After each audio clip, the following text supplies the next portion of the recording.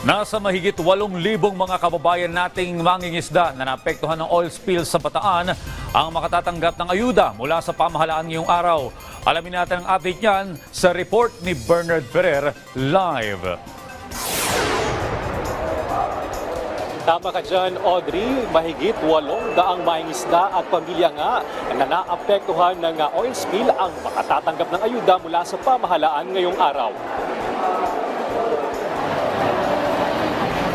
Alas 6 pa lang ng umaga, nakapila na sa Navota Sports Complex ang mga mangingisda at kanilang pamilya na naapektuhan ng kabuhayan dahil sa nangyaring oil spill sa Bataan.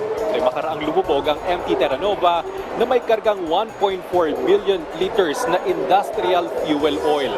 Sila ang prioridad na mabigyan ng 5,000 pesos bawat isa sa ilalim ng Presidential Assistance to Fisher Folks and families affected by the oil spill.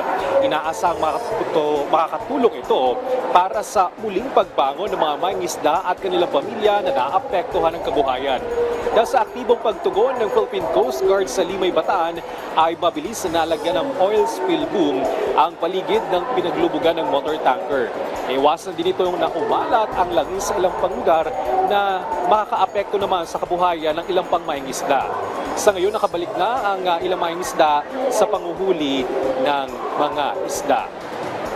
Audrey, nagpapatuloy ang pagdating ng iba pang mangingisda at kanilang pamilya dito sa Navota Sports Complex. Inaasahan din natin ang pagdating ng ilang local at national officials upang saksihan naman ang pamamahagi ng ayuda. Balik sa iyo, Audrey. Maraming salamat, Bernard Ferrer.